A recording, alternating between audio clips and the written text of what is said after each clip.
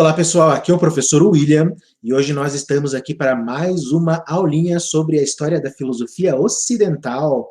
Hoje nós estamos na nossa penúltima aula sobre a escola de Eleia ou sobre a escola eleática. Estamos na nossa 19ª aula e hoje vamos falar de um filósofo aí bem interessante, bem legal, chamado Zenão de Eleia.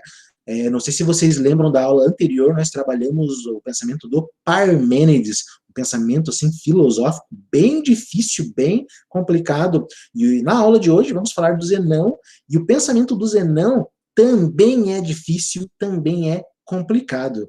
Mas é justamente nessa dificuldade, digamos assim, é que a gente começa a perceber já como que a filosofia tem avançado com as suas descobertas, com as suas formulações. E hoje, nessa aula, a gente vai discutir bastante sobre os paradoxos de Zenão. Os paradoxos de Zenão são bem famosos aí, e a gente vai dar uma olhadinha neles hoje. Então, Zenão de Eleia teria nascido ali por volta de 490, falecido por volta de 430 a.C. Ali nós temos um busto de como teria sido o Zenão. Parece que são tudo igual os pensadores, né, pessoal? A gente olha um, olha outro e fala, tudo tem barba, tudo tem um cabelinho assim cacheado, né? O Zenão de Eleia, ele foi discípulo e amigo do Parmênides. Parmênides, então, foi professor e amigo do Zenão. O Zenão de Eleia, pelo que se sabe da vida dele, ele interviu na política da cidade de Eleia, parece que ele criou leis boas para a cidade. Veja, eu já tinha falado para vocês ali que os filósofos, de certa forma ali, os pré-socráticos, participavam ativamente da vida política. O Parmênides também criou leis para a cidade, o Zenão também interviu, e parece que o Zenão ele foi torturado até a morte por ter conspirado contra um tirano. Tem duas histórias aí. Agora não sabe qual que é verdadeira, né? Essas duas são verdadeiras, essas duas são falsas, né? Mas diz que o Zenão de Eleia teria, de certa forma, digamos assim, tirado a sua própria língua, mordido a sua língua até ela, digamos assim, sair desgrudada da boca, e teria cuspido na cara desse tirano. É uma das histórias que falam, né? Que ele cuspiu a própria língua no tirano. Né? Isso lembra bastante a gente vai falar, aliás, se eu trouxer o curso da história da filosofia japonesa, a gente vai ver que existem muitas formas de suicídio lá no Japão, em que as mulheres, elas justamente mordiam a língua até sangrar justamente ali para se afogar naquele sangue ali para poder, digamos assim, se matar, se livrar de uma situação. Mas isso é uma outra história. Tem uma outra história do Zenão também, que ele parece que foi torturado até o momento de dizer, né, quais pessoas estavam ali junto com ele, conspirando contra o tirano, e ele teria falado que as pessoas que estavam com ele justamente eram os amigos do tirano, só para o tirano ir lá e matar as pessoas que estavam ao redor deles, né? Então tem essas duas histórias aí, tá bom? O que mais? Platão expõe o caráter e objetivo de um dos seus escritos. Então, o próprio Platão vai comentar, justamente na obra lá, Parmênides, uma das obras mais difíceis do Platão. Eu falei um pouquinho sobre ela na aula passada também, que é um diálogo ali está o Parmênides, o Zenão e o Sócrates conversando. Daí o Platão ele procura mostrar ali nessa obra qual que é o objetivo da obra do Zenão. E de maneira geral, o objetivo de Zenão era reforçar a filosofia de Parmênides. Parmênides foi o professor de Zenão. Então, o Zenão ele queria fazer o quê? Queria reforçar aquilo que o Parmênides já disse. Tá? Por quê? Mas por que ele queria fazer isso? As teorias do Parmênides por si só não se sustentavam?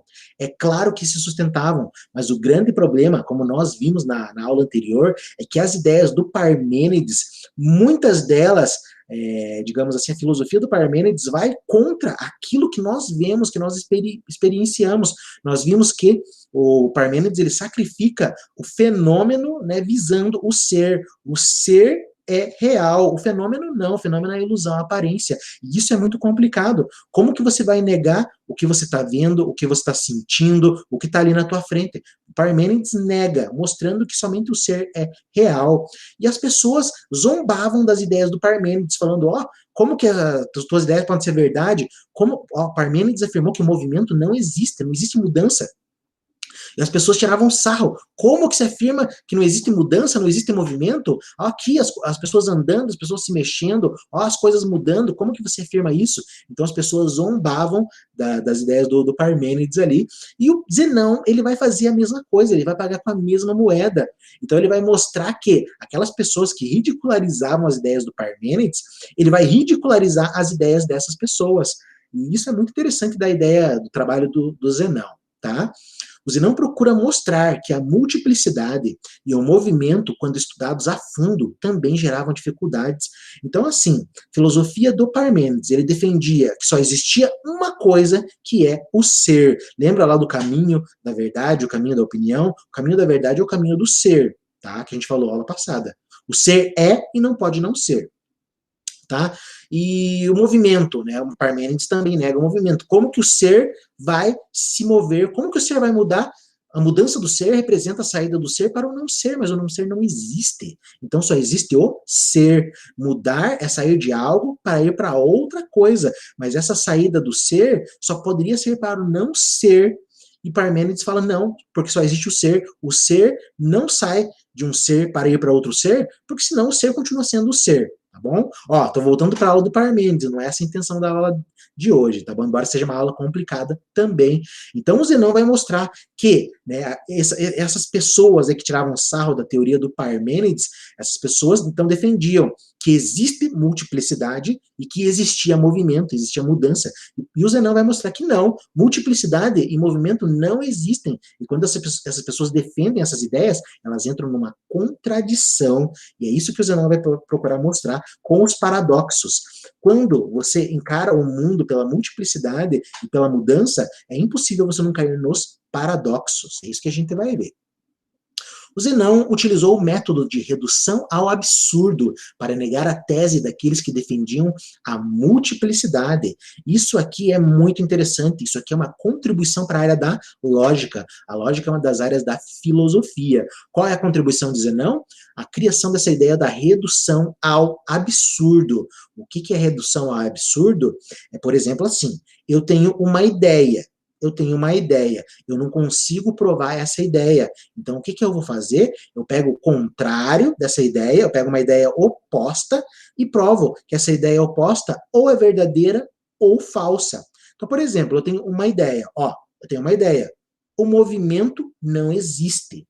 Essa é uma ideia. É a ideia do Parmênides. Agora eu vou pegar a ideia contrária. O movimento existe. O que o Zenão fez? Provou que essa ideia do movimento existe, provou que essa ideia é um absurdo, essa ideia não é real. Portanto, se a ideia do movimento existe é falsa, então a ideia lá, o movimento não existe, tem que ser verdadeira. Por quê? Porque isso é redução ao absurdo. Eu pego o argumento contrário, provo que ele é falso. Portanto, se ele é falso, o oposto desse argumento é verdadeiro, é a verdade. Foi isso que o Zenão fez. Tá? O Aristóteles também chama o Zenão de inventor da dialética, e a dialética é justamente isso, né? Esse método de redução ao absurdo é um método dialético também. O que é dialética? Na história da filosofia, a dialética tem vários significados, mas ali quando o Aristóteles fala de não inventor da dialética, ele parte da seguinte ideia: dialética parte do raciocínio sobre premissas prováveis ou que parecem prováveis. O que o Zenão vai fazer? Vai pegar aquelas premissas. O que são premissas? Argumentos. Ele vai pegar o argumento. O movimento existe, a multiplicidade existe. Ele vai pegar essas ideias, não é? E ele vai desenvolvendo elas até mostrar que elas são falsas. É isso que é o método da dialética. Você pega uma ideia, depois você pega uma outra ideia, e você chega à conclusão de que elas são falsas. Um filósofo muito importante lá do século XVIII, chamado Hegel, vai fazer uma comparação desse método dialético de Zenão com o método do Kant, com o método lá das antinomias do Kant. Mas é interessante porque tanto o Zenão quanto o Kant, eles partem, digamos assim, de contradições, de antinomias para descobrir alguma coisa. O Zenão parte dessas antinomias, dessas contradições, para descobrir aquilo que é falso. Já o Kant não, ele parte dessas antinomias, dessas contradições, para provar o que é verdadeiro dentro da teoria dele. Mas a gente vai ver o Kant mais para frente ainda, vai demorar um pouquinho para a gente chegar lá, tá bom? Quem que zombava da teoria do Parmênides? Parece que quem zombava dessa teoria eram os filósofos pitagóricos, porque a gente já trabalhou a filosofia pitagórica e nós vimos que os pitagóricos eles defendiam uma multiplicidade, porque eles acreditavam que a essência do mundo é o número. E o número, existem os números pares, os números ímpares, diversas formas de números, portanto, múltiplos. E é essa multiplicidade que forma o real. Então, parece que são os pitagóricos que zombam do Parmênides, porque, como nós vimos, para o Parmênides só existe uma coisa que é o ser, tá bom? Mas, de certa forma, concorda-se que os ataques de Zenão se dirigiram a todos que defendiam a pluralidade. Então, todos aqueles pensadores que defendiam que o mundo é plural, existem diversas coisas que compõem o mundo, existe movimento, existe mudança, parece que as obras de Zenão foram justamente para criticar essas pessoas e não apenas os pitagóricos. Vamos lá, então, agora tentar entender um pouquinho dos argumentos de Zenão.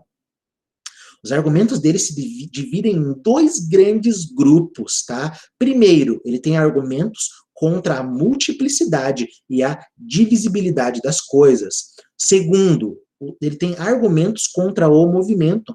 Então, os argumentos de Zenão se dividem nesses grupos, né? Primeiro, ele vai contra a multiplicidade e a divisibilidade das coisas. Segundo, ele vai contra o movimento. E é disso que a gente vai falar agora. Ó, contra a multiplicidade e a divisibilidade. Olha só. Se as coisas são muitas, o seu número é, ao mesmo tempo, finito e infinito. Olha só, pessoal, prestem bastante atenção. Isso aqui é um paradoxo. Por quê? O que ele está falando? Se as coisas são muitas, ou seja, se as coisas são múltiplas, elas são, ao mesmo tempo, finitas e infinitas. Vou dar um exemplo, tá? Os filósofos anteriores, por exemplo, eles falavam que o mundo era composto, o mundo era formado por elementos, existiam elementos que formavam o mundo, tá? Esses elementos, eles são finitos, Por exemplo, para Tales, a água é aquilo que gera todas as coisas. A água é finita, certo? Porque ela tem um limite, ela tem uma limitação. Só que, ao mesmo tempo, ela também é infinita. Né? Mesma coisa em relação aos números dos pitagóricos. Os números são finitos, eles têm fim, né? No caso ali, para a composição dos objetos, mas ao mesmo tempo eles também são infinitos. Vou dar um exemplo claro para vocês ali. Espero que seja claro, né? Vou dar dois exemplos, na verdade. Ó, agora, ó. O tempo. Ó, eu não sei que horas que vocês estão assistindo esse vídeo, mas vamos supor, agora, para mim aqui deve ser quase 11 da noite, né? Se não for meia-noite já. Vamos pensar, agora, o tempo agora, já, parando agora, é finito, tá? Por quê? Vamos pensar lá, desde quando surgiu o tempo, lá da criação do mundo, da criação do cosmos, tá contando um tempo. O tempo que eu falei ali para vocês é o tempo finito, é o tempo limite. Que eu falei assim, não, agora, vamos pensar no tempo nessa hora, já. Pronto, o tempo é finito. Ele é finito naquele momento ali que a gente parou, tá bom? Mas, por outro lado, o tempo é infinito, porque o tempo ele continua correndo. Então, você pode ali determinar um determinado limite para o tempo, mas ao mesmo tempo, o tempo está correndo. Ele é finito e infinito ao mesmo tempo, tá bom? Pode parecer complexo essa ideia. Vou dar uma outra ideia para vocês agora. Olha lá, os pitagóricos falavam, por exemplo, que certas figuras geométricas formavam o mundo. Então, o mundo é formado por pontinhos, por linhas, por retas, por triângulos, quadrados, etc. Vamos pegar lá o exemplo dos átomos, dos elétrons, etc. Geralmente eles são representados como bolinhas ali e tal. São figuras geométricas. O elétron, o átomo, eles têm formas, né? E se tem formas, eles podem ser quadrado, triângulo, etc. Né? Não precisa ser certinho, mas ele tem alguma forma. Mas a grande questão é, o Zenão ele traz a ideia assim. Se você tem, por exemplo, uma linha reta, vamos pegar, por exemplo, ali, você está vendo essa aula por um celular. O celular é formado por moléculas, por átomos, por elétrons, tá? E você percebe ali que o teu celular ele tem uma consistência. Portanto, ele é formado por pontos, linhas retas e tal.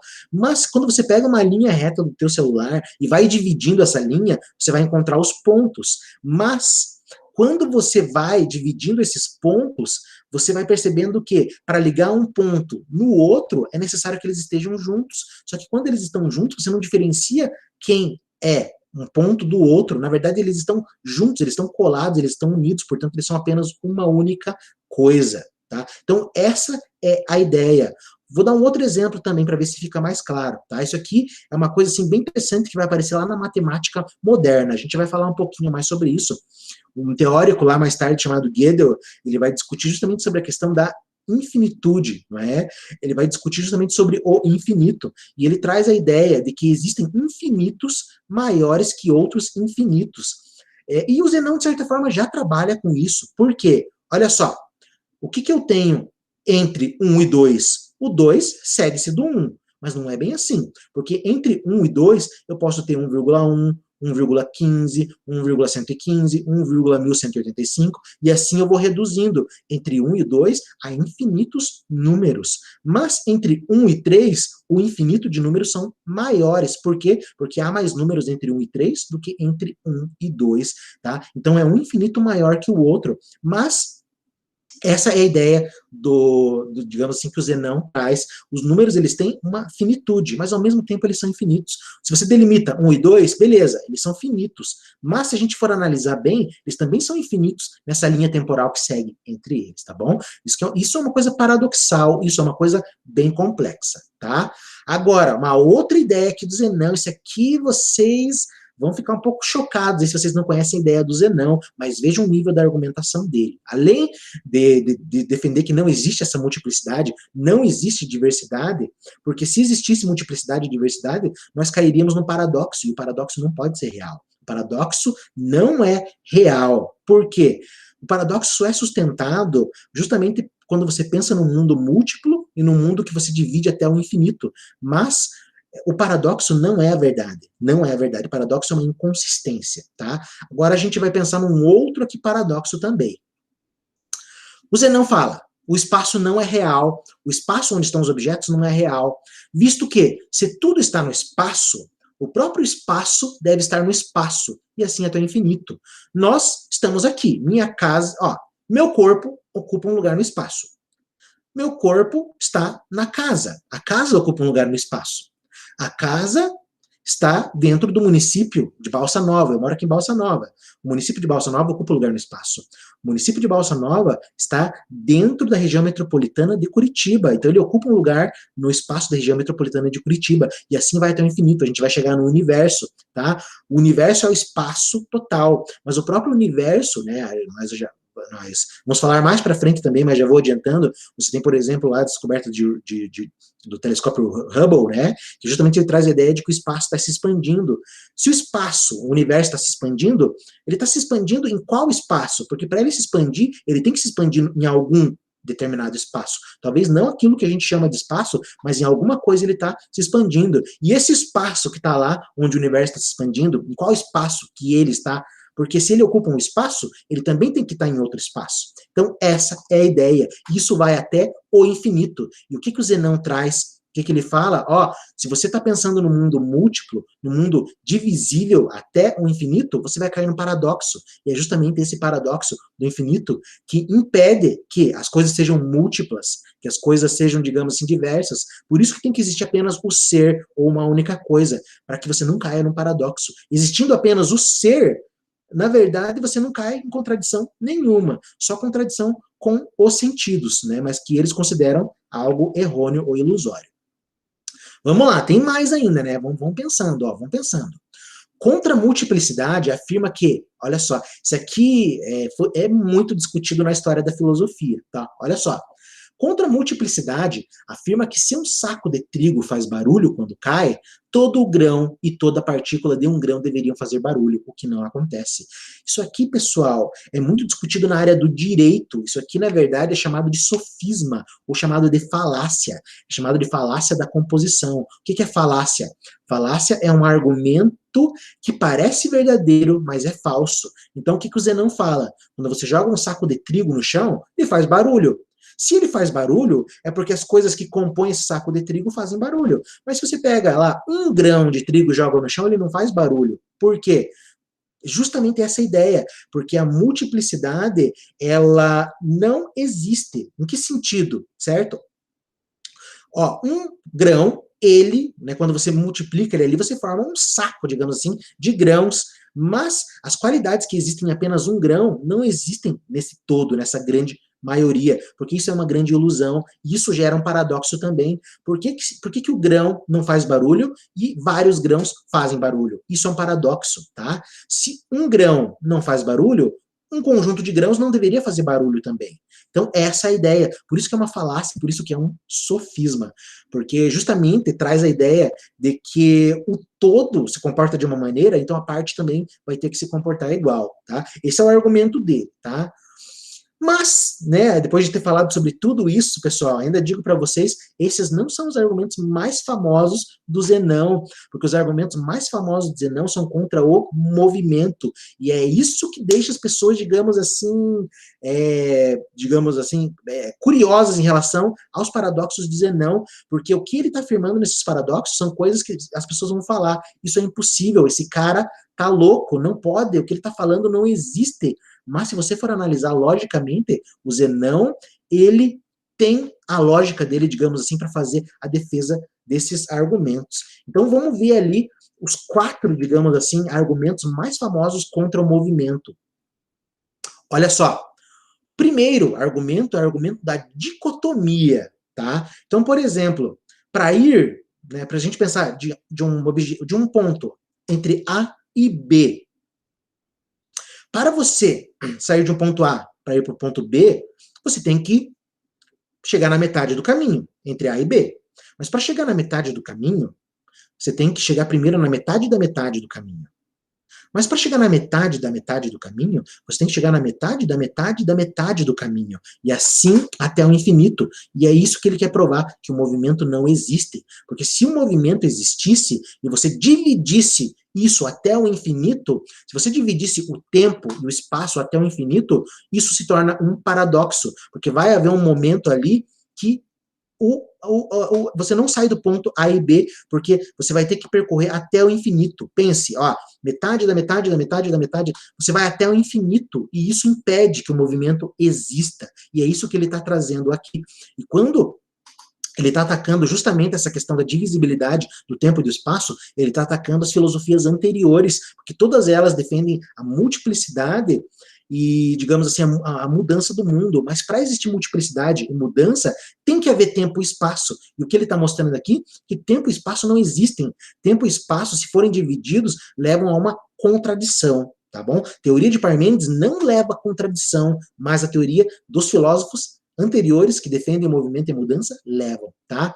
Segundo argumento também, esse é o argumento mais famoso, disparado, é o argumento lá do Aquiles e da tartaruga. O Aquiles era um dos melhores guerreiros ali da antiga Grécia.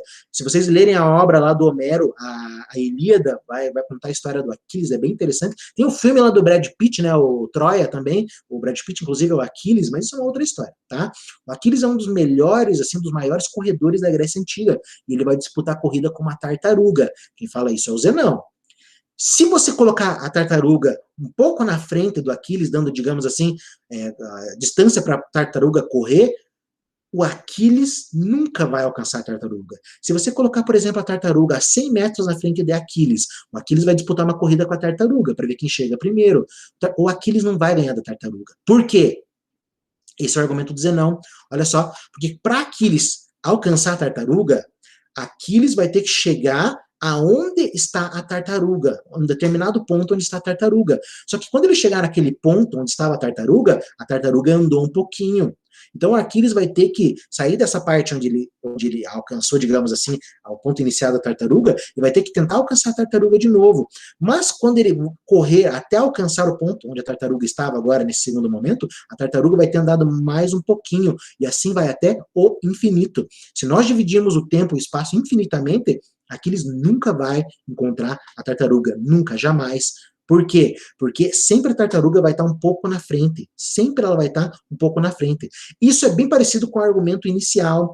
Para você sair de um ponto A e B, você vai ter que percorrer metade da metade da metade até o infinito. Já Aquiles e a tartaruga, você logicamente, vai ter que pensar que o Aquiles vai ter que chegar naquele ponto onde estava a tartaruga, mas a tartaruga já andou mais um pouco, e assim até o infinito, né? Sei que é bem complicado isso, você fala assim, não tem como defender uma coisa dessa, mas logicamente, se a gente for parar para pensar, logicamente, justamente pensando na divisão do tempo e do espaço, né, a gente pode começar a se perguntar o que acontece em determinado momento onde você divide o tempo ali, você divide um segundo. O segundo é um tempo assim rápido, que passa rápido. Mas se você pega 0,5 segundos, 0,00005 segundos, o tempo praticamente não se move, tá bom? É bem interessante essa ideia. Vamos pegar também uma outra ideia da física paradoxal, se a gente for parar para pensar, a ideia lá do Einstein, da teoria da relatividade.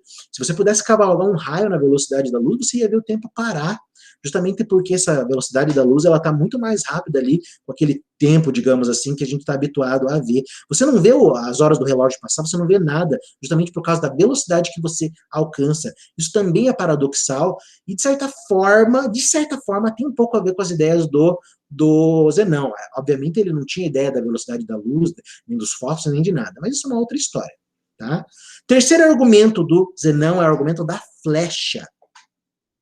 Isso aqui, pessoal, é interessante, porque nos dois primeiros argumentos, o Zenão ele defende que tempo e espaço são indivisíveis até o infinito, e por isso que não existe movimento, que você está dividindo tempo e espaço até o infinito. Já no terceiro e quarto argumento, ele defende o contrário, ele defende que o tempo e o espaço podem ser divididos até um momento mínimo. Você pega ali o tempo, você pode dividir ele e vai chegar num limite que você não pode dividir mais. E o espaço é a mesma coisa. Você pode dividir o espaço até um momento onde ele não vai poder ser dividido mais. E é aqui que ele defende o argumento da flecha. Se você pegar uma flecha e atirar, parece que ela está se movimentando no ar, ela vai de um ponto a outro, mas a flecha, na verdade, está parada. Por quê? Porque se você analisar cada ponto do espaço, a flecha vai ocupar uma determinada posição e ela sempre vai ocupar a mesma posição do espaço. Você pega ali o espaço e vai dividindo, divide, até chegar no espaço mínimo. A flecha vai ocupar o seu lugar. Mesma coisa em relação ao tempo mínimo, tá? Vamos pensar assim. Você vai no cinema, você assiste um filme. Você está assistindo essa aula é quase como se fosse um filme, tá? Não tão legal quanto um filme, né? Mas enfim. O que você está vendo? Você não está vendo uma imagem assim corrida, você está vendo fotos, imagens paradas, que elas vão se sucedendo uma a outra e te dá a impressão de movimento. Eu estou me movimentando aqui, mas na verdade o que você está vendo são fotos que são passadas muito rápidas e você tem a ideia do movimento, né? As películas passam tão rápidas que você tem a ideia de que eu estou me movimentando, mas na verdade o que você está vendo são fotos. E é mais ou menos isso que ele traz aqui, né? Fazendo uma comparação. Se você pegar aquele tempo, espaço mínimo, a flecha está parada, tá bom? Quarto e último argumento aí para fechar com chave de ouro nessa ideia do Zenão, ali, esses paradoxos do Zenão. Quarto argumento é o do estádio, mesma coisa, né? Você está em um determinado estádio, você tem que percorrer esse estádio. Se você fizer essa trajetória e tal, você vai ter que percorrer metade do caminho, metade da metade, e por aí vai. É isso que ele trata de maneira geral, tá bom? Sei que é complicado, sei que é difícil, mas são mais ou menos essas as ideias. Esses argumentos foram considerados por alguns pensadores como sofismas. Então, muitas pessoas ali que leram depois o Zenão, interpretaram o Zenão, tentando refutar as ideias do Zenão, refutar e provar que é falso. Falaram assim, não, isso aqui é tudo falácia, isso aqui é sofisma, isso aqui é mentira. Só que eles não entenderam, de certa forma, a profundidade dos argumentos do Zenão. O Zenão, ele foi muito perspicaz, logicamente, por ter tentado defender a teoria do Parmênides, e, de certa forma, dentro da teoria dele, ele tem a sua razão. O objetivo de Zenão é provar a contrariedade do espaço e do tempo. Por quê? Mais uma vez, Parmênides. Por Parmênides, só existe uma coisa, que é o ser. O ser é imóvel. Portanto, não há espaço. E também, de certa forma, não há tempo. Porque tempo e espaço geram multiplicidade. Se existe multiplicidade, existem várias coisas. E era isso que os rivais do Parmênides tentavam defender. E o que o Zenão fez? Mostrou que esse espaço e esse tempo são contraditórios. E quando você admite espaço e tempo, ainda mais a sua indivisibilidade até o infinito, você vai cair num paradoxo. Você cai nesses paradoxos. E por isso a teoria desses pensadores, digamos assim, estão erradas. E a teoria do Parmênides está correta. Tá? Na concepção de Zenão, Se tempo e espaço são infinitamente divisíveis, é impossível evitar os paradoxos. Então, essa é a ideia. Mas eu poderia perguntar para vocês agora, será que tempo e espaço são indivisíveis até o infinito? Você pode dividir tempo e espaço até o infinito? Se você puder dividir, você cai nesses paradoxos do Zenão, foi isso que ele trouxe, tá bom? O Aristóteles, depois, quando ele leu o Zenão, ele procurou refutar as teses do Zenão, ele procurou mostrar que existe um tempo mínimo, existe um espaço mínimo ali que você não consegue dividir mais após isso, tá? Mas, mais tarde, os matemáticos lá, modernos, principalmente a partir de um filósofo matemático chamado Bertrand Russell, que a gente vai trabalhar também, acho que falta um L no Bertrand Russell, né? Não lembro se tem 2 L's ou não, mas enfim, de 1872 a 1970, a gente vai falar sobre ele lá na modernidade, indo já para o período contemporâneo, na verdade, esses matemáticos exaltam o Zenão por ele ter descoberto a divisão até o infinito. Por quê? Porque lá na matemática, futuramente, vai existir uma ferramenta muito poderosa que é utilizada na química, na física, na matemática, na engenharia, que se chama cálculo diferencial e integral. E esse cálculo diferencial, você consegue fazer operações quando, digamos assim, uma equação tende ao infinito. E é isso que o Zenão já trouxe lá na Grécia Antiga. Ele antecipou essa discussão sobre o infinito, embora as preocupações de Zenão não fossem matemáticas. Tá? Esse cálculo diferencial integral foi inventado ali simultaneamente por 2 autores, pelo Isaac Newton e pelo Leibniz. Parece que o Newton inventou antes o cálculo diferencial integral e o Leibniz teria inventado depois, mas de certa forma a data de publicação dos dois ali é bem próxima. Parece que o Leibniz publicou primeiro e o Newton publicou depois. Mas isso a gente vai discutir mais lá para frente também. Tá? Então essa é a ideia da nossa aulinha de hoje, onde nós falamos aí sobre os paradoxos de Zenão. É bem complicado, bem difícil. Ainda tem mais um autor que a gente vai ver ali na próxima aula, que é o Melício de Samos, também vai trazer umas ideias bem interessantes, né? Mas isso aqui é para mostrar uma coisa para vocês, né? Que justamente, olha só o nível de debate onde a filosofia já chegou. A filosofia de Parmênides e Zenão procura mostrar que aquilo que a gente está acostumado a ver pela nossa experiência não deve ser levado, de certa forma, em consideração. Você tem que desconfiar da experiência, você tem que desconfiar das aparências, você tem que procurar as coisas mais profundamente. É isso que a filosofia deles está te dizendo. Não olhe as coisas, não julgue ele pela aparência, busque mais a fundo. E é isso que eles fazem na teoria deles, tá? Aquilo que parece óbvio, aquilo que você olha e fala assim, isso é lógico, isso é óbvio, às vezes pode ser uma grande mentira. E é isso que eles estão trazendo ali. Porque os filósofos, tirando ali o Parmênides e Zenão, procuram mostrar, digamos assim, a multiplicidade do mundo, o movimento do mundo. E isso parece que é óbvio, você fala assim, não tem como contestar isso. Mas Parmênides e Zenão, utilizando o pensamento, a razão, eles falam, não, isso é só ilusão, isso é só mentira, porque a verdade é uma coisa diferente disso, tá? Bem interessante aí, então. Então, para fechar com chave de ouro, um resumão da nossa aula. Zenão de Eleia, discípulo de Parmênides, defendeu as ideias do mestre, as ideias do Parmênides, zombavam das ideias do Parmênides, e o Zenão vai lá e zomba daqueles que zombaram do Parmênides. O Zenão procura mostrar que essas pessoas aí que estavam tirando sarro do Parmênides defendiam teorias que eram muito mais, digamos assim, muito mais inconsistentes do que a teoria do próprio Parmênides. Então ele procurou mostrar que a multiplicidade, a mudança, a divisibilidade dos elementos aí, dos fenômenos, é uma enganação, é uma mentira. Quando você admite a divisibilidade do mundo, você admite que você está dividindo as coisas, tempo e espaço, você vai cair nos paradoxos, e o paradoxo não é consistente, não é uma ideia consistente, tá? Então, acho que seria mais ou menos isso. E vão estudando os paradoxos aí do Zenão, tem diversos paradoxos, até o próprio Bertrand Russell lá vai trazer depois um paradoxo do barbeiro, já que eu falei do Bertrand Russell, vai trazer o paradoxo do barbeiro, justamente para contestar a filosofia de um filósofo matemático e lógico chamado Frege. O Frege é um filósofo maravilhoso, o Bertrand Russell também. De maneira geral, os filósofos são maravilhosos. Mas isso é uma outra história. Tá bom? Então, um grande abraço a todos. Nos vemos aí na próxima aula.